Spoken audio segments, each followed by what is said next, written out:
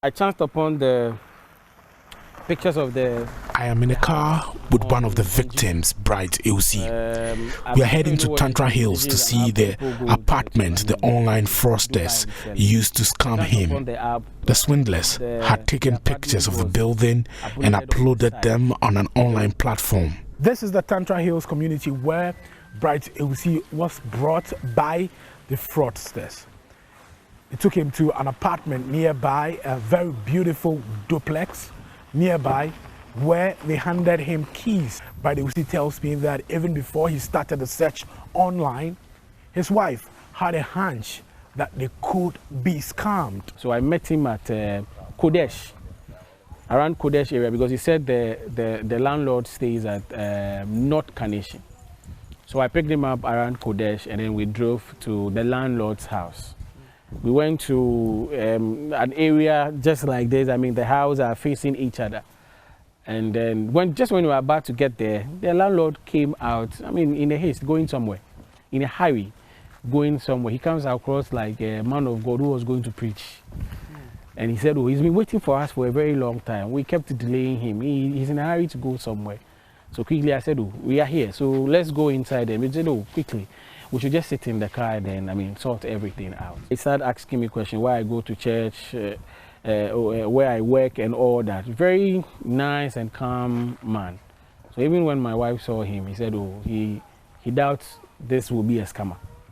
Because we were having that perception. So we gave the money to him, 15,600. He gave me a receipt. He asked me to sign and gave some 2 keys to my wife and said that, oh, she is the woman, so she should take the keys. He told me that the tenancy agreement will be ready, that's a Tuesday morning, so I should come to the house Tuesday morning to come and pick it up. It was a movie house. It was a movie house? Yes. I find out the house was a movie house. That was a Thursday morning after I tried reaching him and I couldn't reach out to him anymore. So I got there only to find out that the place was a movie house. No, the apartment don't belong to them. They are not the owners of the apartment. The apartment is not for them. I'm told the owner of the apartment. No. This apartment? Yes, they gave me 2 keys to this apartment after I made a payment of 15,600.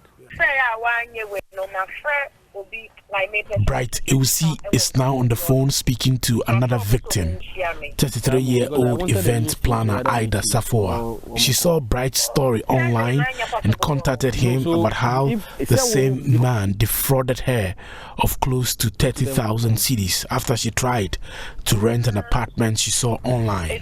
Landlord came out, was like, I'm in a hurry. I've been called to come to Tema for a surgery. You've kept long, so let's sit in my car and then run everything up so that I can go.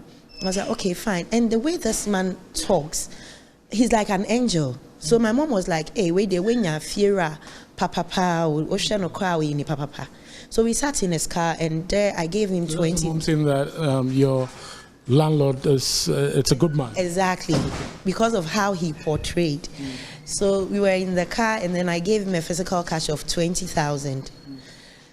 And then he was like, so when is he going to get the rest? And I was like, okay, I need a fence around the house. So if he's able to fix it for me, then I can make the final payment and then move in. And he was like, oh, it's not a problem. So I should go. And then he gave me a receipt for the 20,000 that I paid. And then he made me sign. He signed and then my mother signed as a witness. No, when he called me, he made the wife also called. I was like, okay, so there's a woman involved. I'm not sure these people, they are fake or something. And then this woman called and was like, Pacho, me was Pentex, so me kunu ne do number ma me say me frel. Na me was shop on ma me Tonya man inti say hawa and can send the balance no na me fan toto. And I was like, okay. Inti number ben so na me send it. And then they gave me a different number. Close to 30,000. 9,000.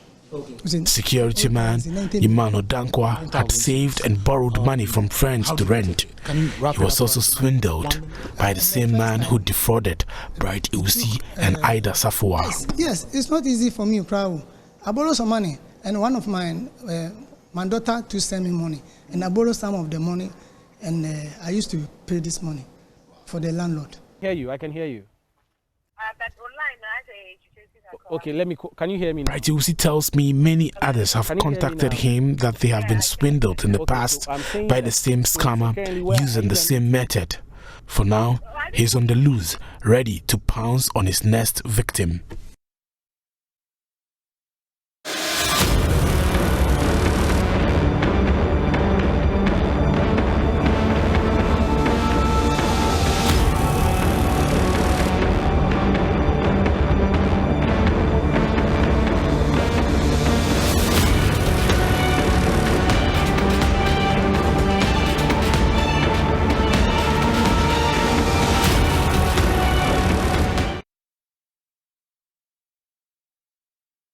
And if you've been swindled, when we activate the phone lines, we'd love to hear from you. You could actually also shoot us a message via the live stream on the AM show.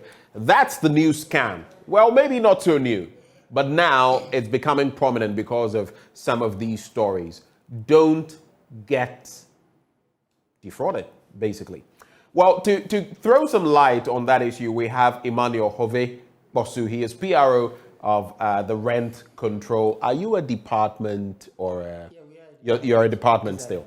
Okay. Nowadays you have to be careful because some of them have moved on to become authorities and the rest. Oh, we are a department. You're a department. Yeah. Okay. First off, what is your reaction to this? Yesterday I was following it as my colleagues went in there. Unfortunately, this person has not been nabbed yet. He's still on the loose. Okay. What do you make of these scenes?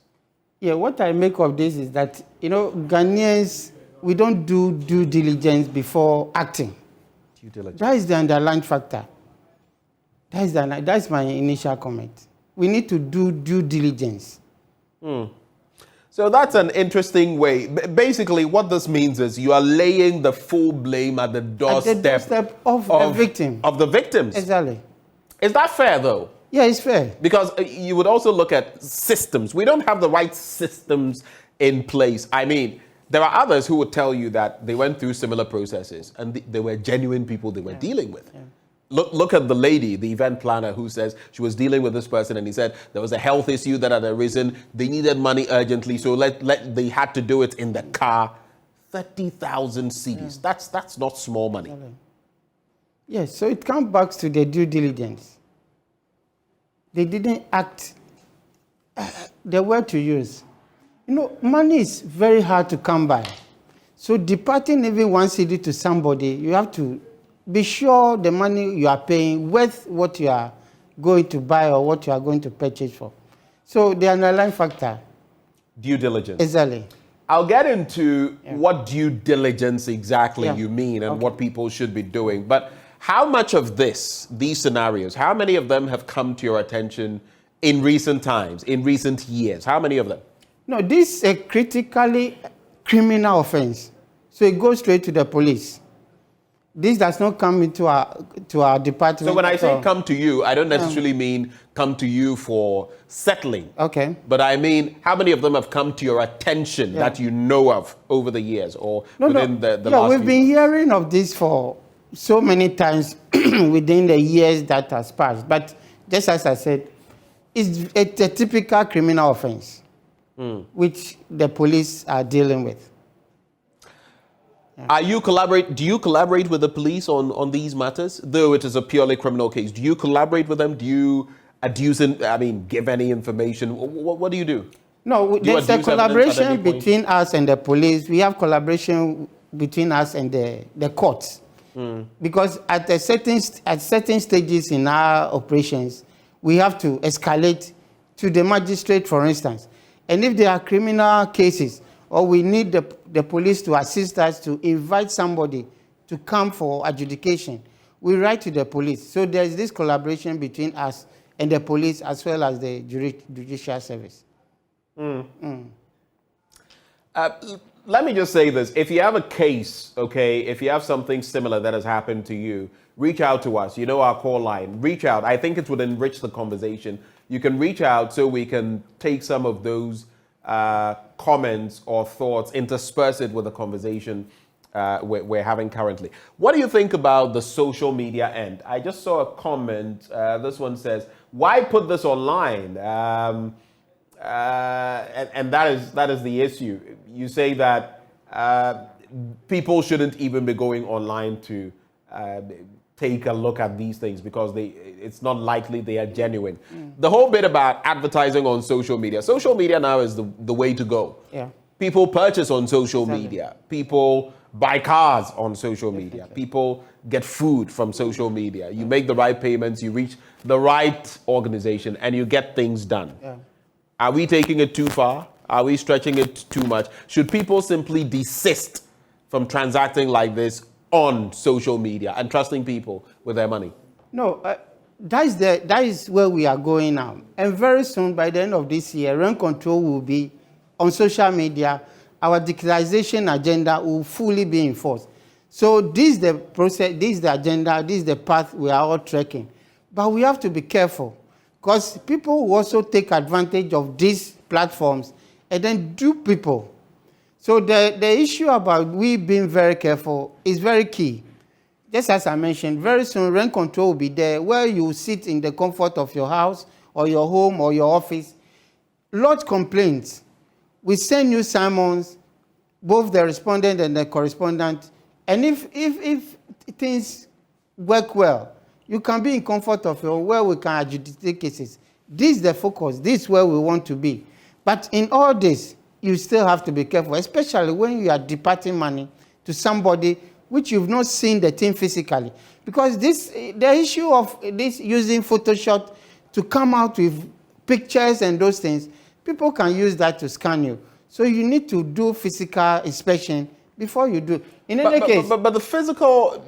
You go on. I'll come back to the physical inspection. In any case, in our laws, when you look at the Rent Control Law 1986, under Section 4, it states that every landlord of any premises in this law shall register with the department every lease or tenancy in respect of such accommodation within 14 days after entering into the lease. No landlord shall demand or receive from a tenant any residential accommodation the rent in respect of this accommodation. So tenants should be aware that without a tenancy agreement, which you both have signed, of which the landlord has deposited a copy at the rent control department for which it has to be approved, you have the right not to pay any money to landlord who you've not signed any tenancy agreement with. If you sign the tenancy agreement, that's where you see the details of the landlord of whom you are paying the money to. Your detail as a tenant will also be there. So if you are able to get this information and the person runs away with your money, it will be easy to catch that person.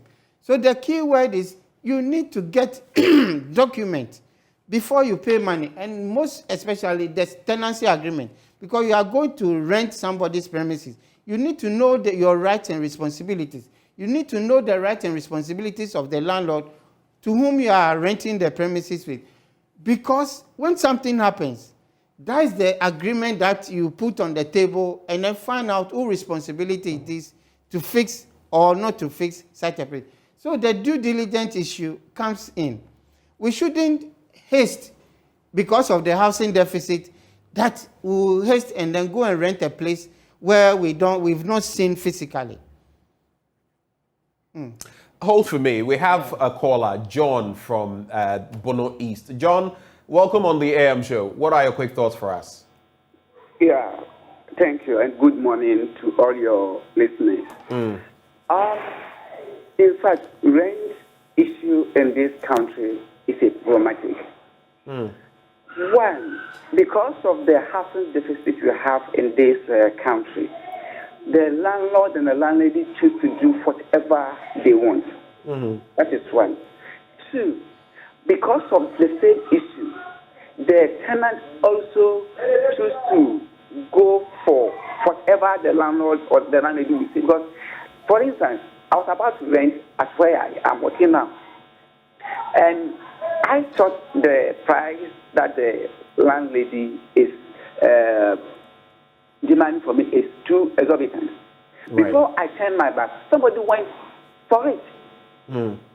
So the problem is not only on the landladies or landlords. It's also some part of it is also come from we the tenants, because I'm desperate to get it.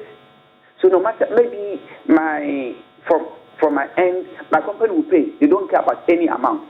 But from the other side, it's individual.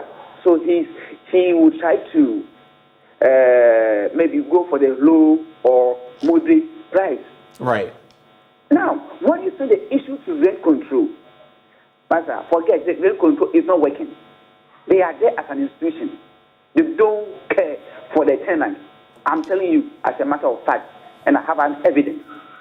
When you go, they only stick to what the landlord will say. Sometimes they will ask you, do you know the price of cement? Sometimes the rent control, the judge or whoever, they will ask you, do you know the price of cement? And you are here to say this or that. Okay. We have a law in this country that they shouldn't demand more than 1 year. Right. But Thank you for sharing your thoughts. I think your point is aptly made. So he talks about the fact that tenants themselves also are part of the problem. Of course. And then he talks about your outfit, rent control, your department, that you're not living up to expectation. And when he spoke, one of the things that came to mind, I think in recent times there was a bit of talk about it. I don't know whether it's 6 months or 1 month, that you shouldn't pay more than 6 months. Okay. Right? Okay. No, the issue is that it's a collective responsibility, just as he has stated. You have your responsibility. You have a part to play as a tenant. The landlord has a part to play. I, the rent officer, I also have a part to play. The issue about the 6 months is that when you look at Section 25, Subsection 5 of the Rent Act 1963, it talks about the two categories of tenancy, the short tenancy and the long tenancy. The short tenancy is the tenancy which does not go beyond 6 months. The long is the one that goes beyond 6 months. Right. And the law under Section 25, Subsection 5 states that if it's a short tenancy, the landlord has no right to demand. The key word there is demand more than a month. So that's the difference. That's why I mentioned 1 month and 6 months. Exactly. So for the short tenancy, not more than 1 month. More than 1 month. Okay. To demand more than 1 month rent. If it's a long tenancy, the law states that the landlord has no right to demand more than 6 months rent advance. But just as he mentioned, if I'm a tenant and I'm negotiating with you that I will pay 6 months in blocks, somebody is standing behind me, signaling the landlord that I can pay 3 years, I can pay 2 years. If the landlord pushed you away and accept that 2 years, he has not committed any offense because he wasn't the one who demanded the 6 months or the more than the 6 months. That's where the law is. So it's up to us. If we can have one voice of tenants, that I go and negotiate for 6 months, you come, you negotiate for 6 months, the landlord will not sit down and wait for somebody who will come with 5 years. Because at that point, he needs the money to do something else. So if you have one voice, we can make this law. But the fact that somebody has offered 2 years, there's no offense. So you admit that this is a gap in the law that ought to be filled. Ought to be filled. If we want that the landlord should not demand and collect, then we have to amend, which we've indicated in our bill to Parliament, which is there. We are just praying and we are begging them. Which bill is this? That is the rent bill. Control. The rent bill. It's called the rent bill, yes. Right. The cabinet has given approval already. It's been laid before Parliament. We are just begging them so that they can pass, so that we harmonize the rental system or the rental industry in the country. You can call on your rent issues, especially if you've been scammed or if you have any concerns about anything. 0302-211-691. 0302-211-691. It will be rolling on your screens. You spoke about physical inspection. Okay. I noted it down. Yeah. When you say physical inspection, what do you mean? Here's why I'm asking. Okay. Some people may actually take you to a facility. Yeah. And they may show you around and all of that, and maybe give some excuses about getting you inside in terms of, they may even get you into the property, but there may be some challenges. Okay. And you will only find out later that they have nothing to do with the property. I've also heard of incidents where landlords and landladies are in cahoots with these people. Okay. So they would have access, take you to the building and everything, take you inside, and then later, after payment has been made, you'll be told, no, these people actually are not my agents. This is my house. I own. That scenario is also there. So when you say physical inspection, I think there's more to it than you're just saying. Exactly. So the issue is that the apartment or the room you are going for is not on an island or in an isolated place. After you've had an initial conversation with the person posting as the agent or the hostel manager, the apartment manager, or even the landlord, you can sneak out and then later date, you go and then make some few verification around. Because the person who built the apartment, definitely people staying around will know exactly who the rightful owner is. So that when you have this initial conversation with the person, and then you go back to make that verification and you pay money, then you'll be secured. Because the people staying around will not lie to you. But the person leading you there, as the apartment manager or as the agent, may come as a fraudster. There may be some genuine people. Okay, just hold for me. We have a caller from Ashaiman. Is it K or King? Is it K or King from Ashaiman? K-Y-K. Hello? Yes, it's K. K-A-Y. K. All right. Please go ahead. Yes. So I think that, yeah, like an... Hello, K. We can't hear you. Please, if you could speak up a bit. So I'm saying... Yes, go ahead. Sure. So I'm saying that, first of all, I feel like sensitization is something that we don't have a lot of around here. You know, everything that he's talking about makes a lot of sense. All the laws he's talking about, they make a lot of sense. But my question is, how many people know about these things? You know, there's a lot of information out there, but is it accessible? People don't know these things. And so people just go and then they get duped. So I feel like if rent control can actually find a way to make people more sensitized about how things are supposed to be, and also if they're more credible and will actually assist people in getting proper accommodation, then some of these things can be curbed. And maybe they can as well find a way to get on social media and find out who exactly these people are, you know, get some background information on who claims to be an agent, and if possible, even have some sort of,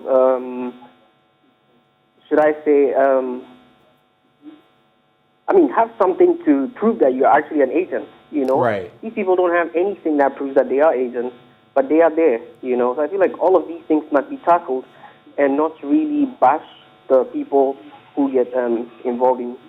Right, Kay, Dewberry. thank you so much for your thoughts, Kay from Ashongman, calling there. So at this point he makes, though, do you think it is apt for us to have maybe an umbrella body or something of the sort, so that if you're an agent, you are registered, you have a card and all of that, you are recognized by the rent control department and you are certified as an agent? Should we get to that point? Yeah, we are already there. You are? Because in the past, I mean, friends of mine have dealt with people and it doesn't appear those people had any ties to what we have in place rent now control. Is the Real Estate Agency Act, which is meant to regulate all agents and brokers. The board has been formed. The bill has been passed. It's been passed. The board of members has been inaugurated. The council has been set. What they are doing now is to come out with modalities. You see, the act is meant to educate all people who call themselves agents and brokers, give them license and certificates, come out with approved fees and charges, among others. So that at the end of the day, when you are an agent or you call yourself an agent, you need to pass through this education where you'll be given certificate, you'll be given a fees to charge. So that when you go outside these fees and charges, the certificate will be withdrawn from you. So we are there already. We are just waiting for the council to come up with the dates and time as to when it's going to bring on board all people who call themselves agents and brokers. How soon can we do that? No, just as I mentioned, I have a call on the line, so when I come back to you, then you can tell me how soon we can do this. Yeah. We have a caller, Gershon from Koforidia. Gershon, welcome on the AM show. What are your thoughts for us? Yeah, very good morning to your panel. Right.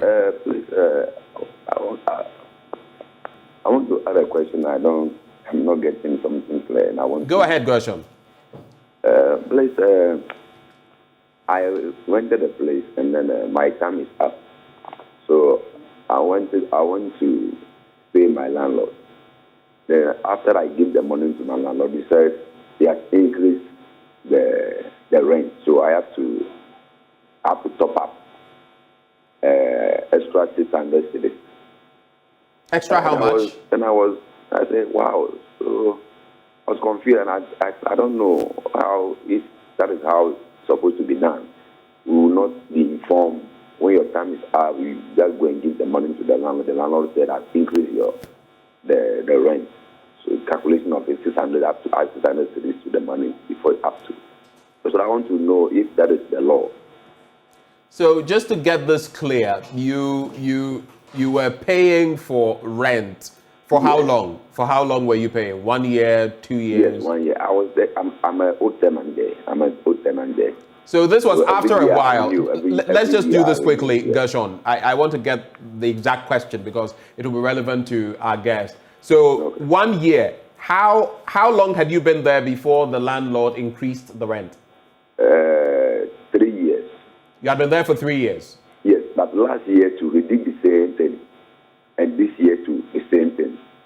So every year he increases the rent? That is how you do, yes. I think that the first and second year we pay the same amount, but the third year, which is the last year, something like that happened. And we all were bitterly angry with him that we don't do such thing like that. If we are in your place and you wanted to increase, we expect you to come to the house. Right. At least inform us. All right. And this year too, the same thing happened this year. Gershon, point made. Interesting question you've brought to bear. And that brings another aspect of the conversation. For those of you watching us, don't forget the focus this morning is on fraud. Those who are defrauding people in the name of being agents. But we're weaving in other aspects of the conversation. So we're staying focused, but we're bringing in the other surrounding matters. This bit about add-ons. There are some who, once you come in from the following year, and there's experience to that, they will keep increasing it. How legitimate, how legal is that? Okay. So the issue is that assessment is done every 2 years. I call it assessment because if you have a landlord come before you with a rent of which you are not satisfied, you, the tenant, under our laws under Section 10, has the right to come to rent control and apply for what we call an assessment, where we come and value the place, in quote, that what the landlord is putting before you is legitimate. Senior, let's be realistic. Let's be realistic. Hold on. Yeah, Ghana. Yeah. You take your landlord to rent control and all of that. You know what happens next, right? Okay. The next time after that year, he'll be quiet or she will be quiet. Okay, you want to play like that? Let's do it. Buga. Next year, oh, I'm not even renting the place anymore. Oh, my child is coming from here to come and occupy. I mean, you know the realistic reasons people would not even come to you about that. You know, this is the monster we want to take off the faces of both landlords and tenants. Bringing somebody to rent control does not mean that you've taken the person to court. Our mandate or our motto at the department is to reconcile and promote peace. So if somebody is putting a rent before you of which you are not satisfied, and you come to rent control for rent control to come out with a realistic rent, after which a certificate will be given to you, both the landlord and the tenant, for you to abide by, then it shouldn't be a monster that you've taken me to court or you've taken me to rent control. So in the next month, I'll come out with an excuse. Of course, the law is there that if you've not committed any crime that worth for you to be evicted, no landlord has right to come out with the certain. Because when you come out that my daughter is or my son is coming from abroad, we have the right to demand the itinerary from the person. All right, I have to take the next caller. When I'm done with the caller, I want you to tell us, is there any mechanism, when someone comes to report like that, is there a mechanism to, after this judgment is delivered, of preventing the landlord or landlady from forcefully evicting this person, moving on? I hear we've lost that caller. We had a caller from Westlands. If that was you, just put in the call again. My apologies for that. So after, let's say my landlord does that and I feel, look, this is not right. I bring the person to you and you rule that no, even what you're charging is too high. After that, if 1 year on, the person gives me some excuse that I must quit that property, what can I do? Okay, so what we have to understand is the tenancy agreement is very key. that you come and sign an agreement for a year or two. After the year or two, the landlord has right, as well as you, the tenant, has right to opt out of the tenancy. So that at the end of, before getting to the end of the tenancy, you need to meet with the landlord and then seek, if you want to repossess the place again, you renegotiate. We'll come back to the negotiation. We have Prince from Accra. Prince, you're in Accra. What are your quick thoughts? Yeah, I rented a room. Hello? Yeah, I rented a room. Please, let me just say this. When you call, we have limited time. We want to exhaust as many issues as possible. When you call, go straight to the point. Prince. Yes, hello. I rented a room somewhere on the Princess Road. Then I paid through my Momo wallet. Now, without any receipt, without the landlord issuing any receipt to me. Wow. Later, she claimed I have not paid any money. I went for the statement from MTN, and then she claimed she even backdated the date. She backdated the date. Meanwhile, I knew the time that I paid. She took me to rent control. The rent control says that money that I paid wasn't, I didn't pay such money. Did you have the evidence, the evidence of payment to her mobile money account? Exactly. The evidence was there. I did a printout of the statement from MTN. But I have a question for you, Prince. You could pay 30,000 cedis to somebody, and if it is not stated, did you have a tenancy agreement? No, she didn't give me a tenancy agreement. No, but this is not a matter of she didn't give me. You, as the tenant, you have to have it. You have to demand it. For it, and it's like. Hello, Prince. Yeah, I'm online, sir. Okay, so you go ahead and make your point. I'll let the PRO of the Rent Control Department answer you. Yeah, I demanded for it, and she told me later she will tender in the agreement, but I waited and it wasn't forthcoming. How much did you pay to her? I paid 4,680 Ghana cedis. For what period? 1 year? For 1.5 years. Wow. Prince, thank you for sharing your story with us. So you were wrapping up on the way of not getting forced out, and then we can add Prince's issue. Exactly. So just as I was saying, if a landlord comes out with an excuse, we do investigation. Because if you say the place, you are going to renovate the place, so the person should move out, we will come and assess the place if it's not tenantable. If it's tenantable, we will make sure that the tenant exhausts its tenancy. Just as I mentioned, at the end of the tenancy or before the tenancy, you need to sit down and renegotiate. At that point, the landlord has power to say that I want to renew your tenancy for you. You also have power as a tenant to say that at the end of the tenancy, I want to opt out. If you agree that you continue your tenancy there, fine. But you don't have any right that at the end of your tenancy, by force, the landlord should allow you to continue staying in your premises. So if I get your point correctly, let's say, and of course, the right thing to do is if you mean to stay, let's say, at least 3 to 6 months before. 2 to 3 months. Right. Sit down with so let's say 3 months to time, you start negotiating with the landlord. By that, you would have expressed interest. It would be an expression of interest. And by that time, would you still say that under the circumstances, the landlord can still say, go? Looking at the background to the case that, look, I took you to rent control and I think you're victimizing me. No, that is the point. At that point, the landlord can say that, no, your tenancy that you came to agree with initially has expired. I have the right to renegotiate it to allow you to continue to stay. So the tenants should be they should be good to their landlords. Okay, somebody has sworn to build the premises. You come there and then you start to cause nuisance and annoyance. You start to use the place for immoral and illegal purposes. Some landlord could harbor it at the How about those who tell you there's nothing like that? They've been stellar tenants, yet they are victimized. No, I'm sure you've heard stories. Yeah, the issue is that just as I underline the issue, that the underlying factor is at the end of the tenancy, the landlord has a discretion to allow you to continue staying in the premises. And you also have the right, if the landlord is willing to accept you there, you also have the right to say that, no, I want to continue, or I want to opt. Very quick question. By what percentage should is it allowed for landlords and landladies to increase rent year on year? By what percentage? Okay, we don't have any percentage attached to this. What we do during the assessment is that we look at the value of the land, the materials you've used in building your premises, the property rate you pay, and even any other rates you pay, all come into effect to determine the rent. So there's no percentage that every year it should be 10%, 20%, 50% on it. We look at the economic situation and then we determine the rent. Just as I said, if for a period of 2 years, nothing has gone on, the landlord has not done anything or any improvement that will benefit the tenant, then the landlord has no right to increase the rent. But after 2 years, we will come in and then look at the economic situation, though the landlord has not done anything. Because at the end of the day, if the landlord has used quality materials to build his premises, compared to somebody who has used inferior materials, who needs to be maintaining the place every year. But this person, because he has used quality materials, it may last for 10 years. You cannot deny that person that because he has invested so much,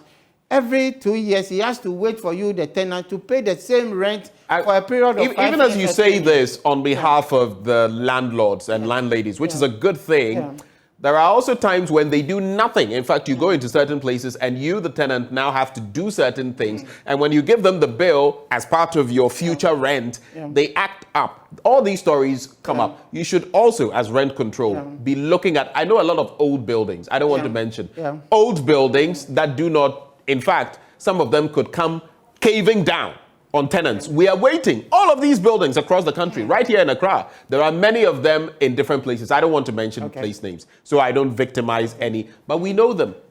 What is happening to those? I know of one in a certain place, and maybe I'll alert you to it after the show. And these are death traps. These are disasters waiting to happen, and we look on. What are you doing in that regard? No, the issue is about the housing deficit. You see, the tenants keep quiet because they fear victimization. When they talk, the landlord may come out with excuses, and they think that when they come to rent control will not be at their side. The issue is that when you are facing issues with any landlord, the right place for you to come is the rent control department. And I want to stress again that our department is to reconcile and promote peace. It's not a place that will cut people's head.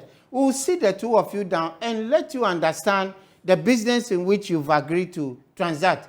So it's not a place where you can report somebody, and then at the second part, the landlord will say, now, why have you taken me to rent control? My child is coming, I want to renovate. Just as I said, when you come out with such excuses, if you not commit any offense under the act that warrants your eviction, the landlord has no right to forcefully eject you.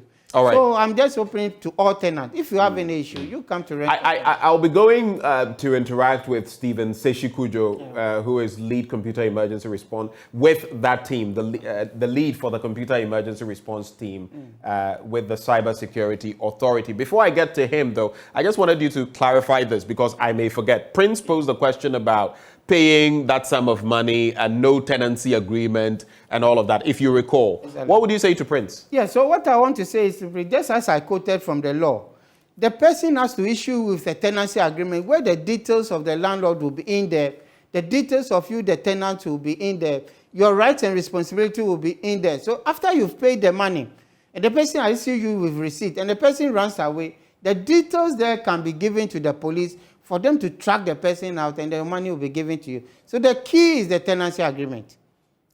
Well, so if any landlord or landlady is giving you stories about the tenancy agreement, you don't have to go with it, because once you dilly-dally on that, they can tell you, like Prince is suggesting, that and it could become problematic for you. But let's bring in Mr. Seshikujo. Thank you for joining the conversation. Good morning. As far as this situation is concerned, fraud, rent fraud, what should people be looking out for? Now, the new turn is that people advertise on social media. People look at those facilities on social media, meet with these purported agents. They are taken to the facility. They come to believe that they are renting a place, and they part with money, up to about 30,000 from our latest investigations. What should people be looking out for to prevent themselves from getting scammed? Right. So I mean, dealing online come with these risks. We tend to be a trusting kind in general. So it comes down to what we call due diligence. You can't just take someone's word for it when you see an advertisement online. And the stories we've seen the agents, the so-called agents, take the unfortunate victims to a specific place, point out a building, and then say that's the place. What you can do is to verify this after you've been there. So after they've sent you there, you can go back another time on your own. Go around the neighborhood, speak to the people who live there, and verify that that venue or that place actually is somewhere you can rent, and then be sure that it's actually so. The other thing you can do is whoever you're dealing with, in terms of the agent or the tenant, get a photograph of them, get a photograph of a national ID that they have, so we know you can be sure who they are. Say they are Kwekumenu, for example. Their ID says Kwekumenu, the picture on it matches their face, and keep that evidence because it's going to be useful in case there's an issue later. In terms of how you actually even do the payments, the rent, the sums involved, like you just said, 30,000 and thereabouts, these are not small sums. So you need to do the transaction through a channel which can be tracked. A bank is what we recommend, because in a bank, they would have validated who the owner of that account is, and that transaction can be tracked. How about mobile money? We had a caller, Prince, who said he paid his landlady through mobile money, and she swore heaven and earth that no payment had been made to her. He took the matter to rent control. Nothing came of it. There you go. So it becomes a matter of evidence. If you do that in a bank, it's a much easier thing. The structures there are much more robust, and therefore it can be easier for law enforcement to use that evidence to track whoever it is. The other thing we can add to this is, I mean, in doing these transactions, looking at wherever you're going, when you do that recon or reconnaissance, you also ask, what's the average rent around this place? So if you go to location A, Ablekuma, for example, they tell you that, oh, around these parts, we charge 800 a month for rent. And then your deal says you're going to get 200 or 300 a month. That's a red flag you should be careful about, because it's likely they're just going to use that to rip you off. They ask or get the 2-3 years advance and they are going with your money. So you check the environment to be sure your rent that you're being offered is actually realistic, and therefore you're dealing with the right people. The lawyers can help you. They have a service where they can look into these facilities.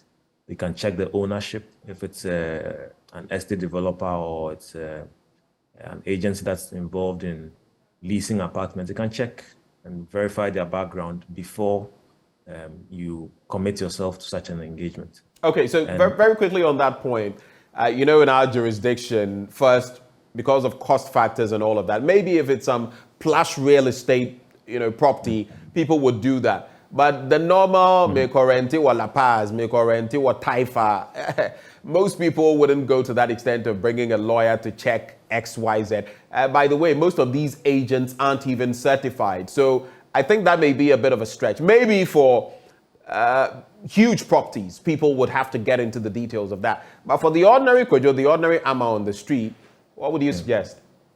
Oh yeah, then for that is the first point about at least checking out the neighborhood, speaking to the people there to be sure who actually owns the place you're interested in might help. Yes, we acknowledge the fact that yes, the lawyers might be expensive for some scenarios, but it doesn't take away the due diligence you need to do. In terms of cyber hygiene, it has come to the fore now, especially on social media. What can people do to prevent themselves from getting defrauded? And there was a time when there was this outfit purportedly selling electronic gadgets. Some time back, years back, these people were ripping people off because they would put juicy gadgets there that they were selling them from trusted brands. But once you make a payment, that's it. That's the last time you're going to be able to connect with them. It's a similar situation with these fraudsters. How do we observe cyber hygiene to sort of prevent ourselves from getting defrauded? Yeah, so with online shopping scams, again, there is an element of due diligence you can do as a prospective customer. You need to validate that the shop that is advertising actually has a physical location that you can track them to. So they should have an office that you can go to if you have issues with whatever product you are getting. And we typically recommend that when you purchase such items, you should only pay after you've actually received them. I mean, the ideal model is, yes, you've done your payment, your goods will be delivered, but that's what exactly the scammers are exploiting. They are breaking down that trust in our digital infrastructure.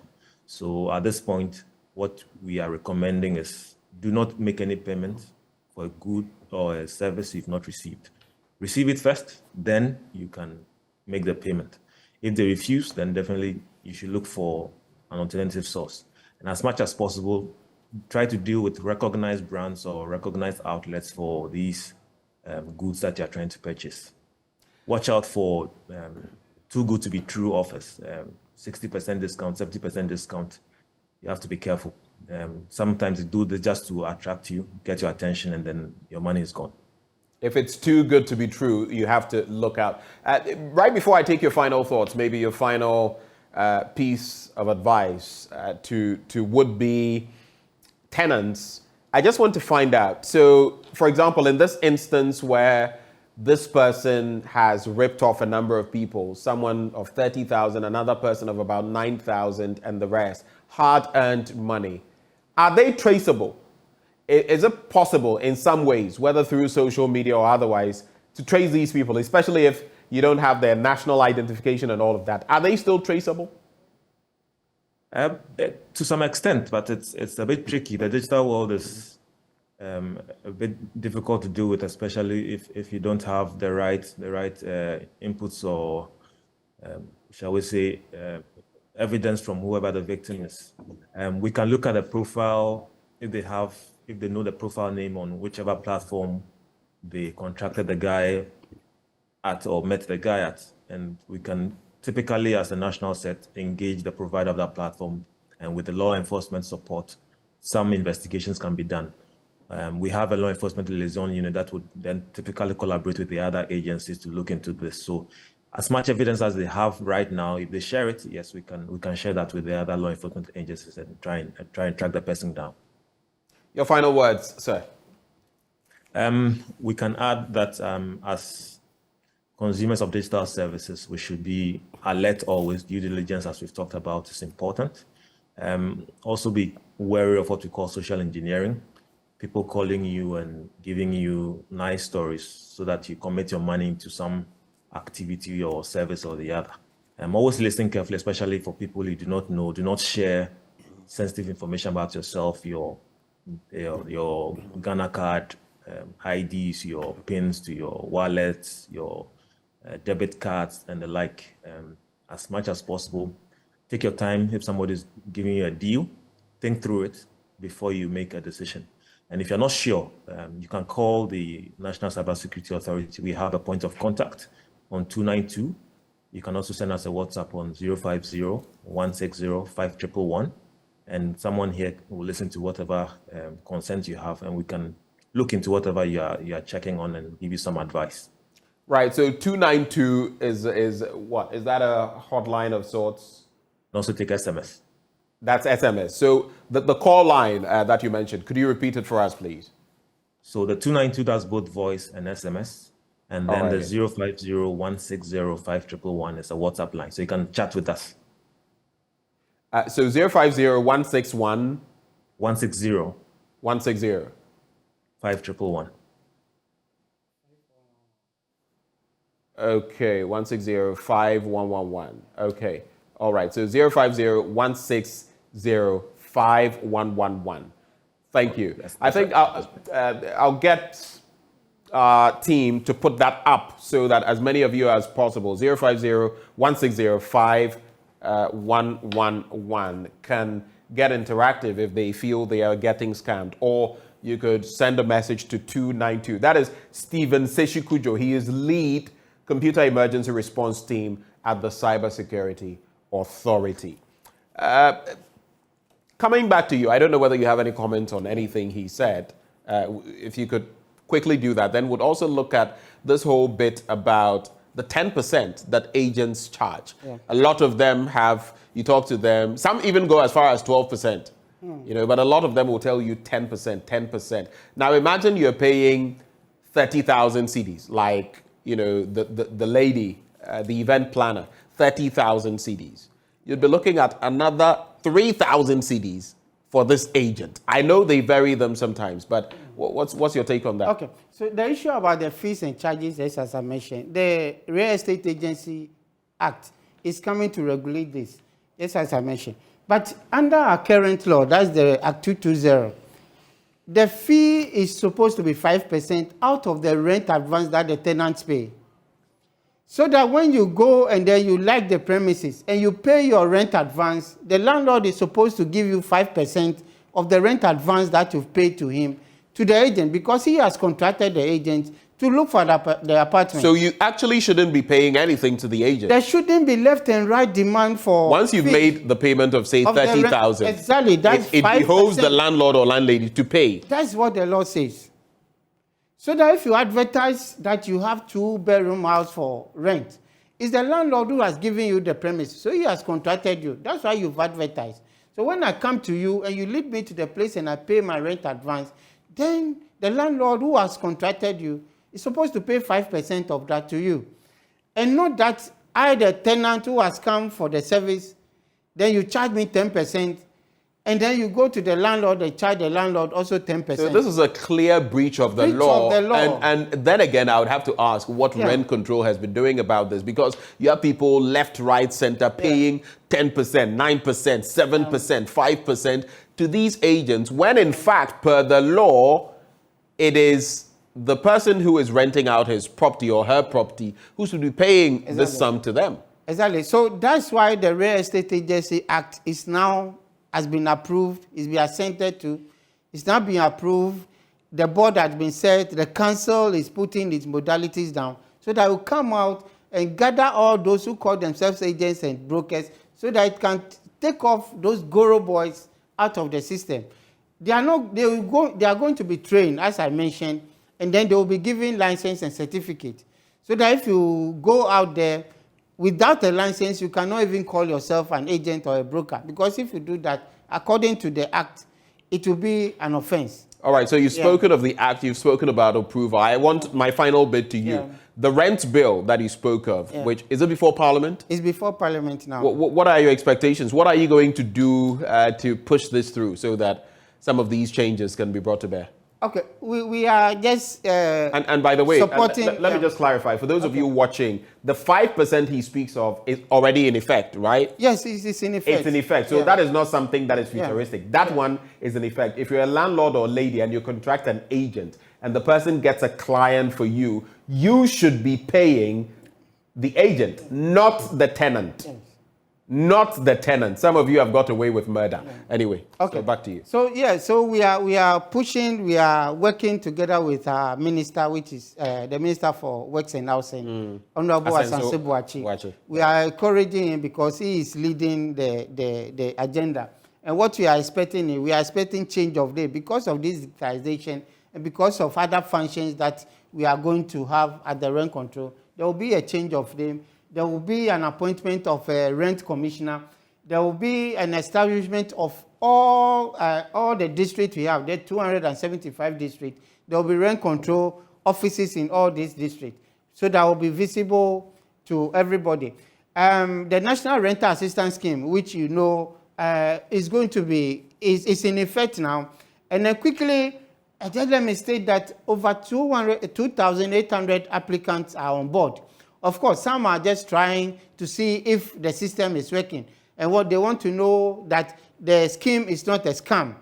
And out of that, 115 are enjoying, which means that their rent has been paid. And they are enjoying. 600 people have been approved, awaiting payment. And then 780 are under validation. So I want to state here that the scheme is not a scam.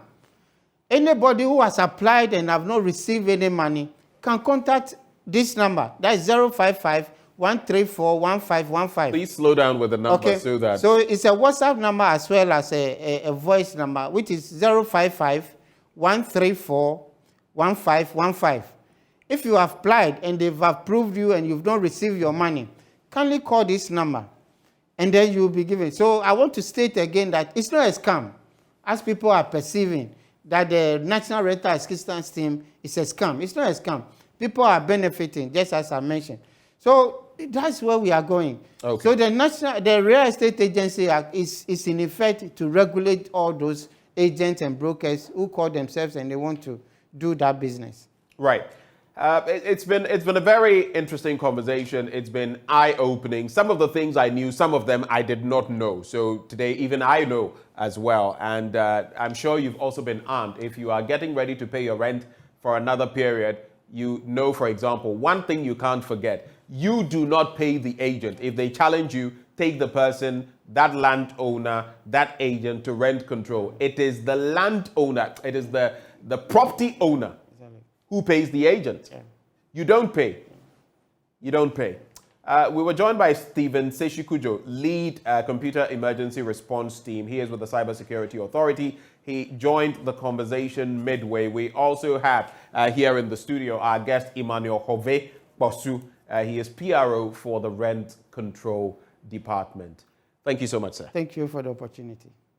Well, stay with us. We'll be back after the break with a lot more on the AM show.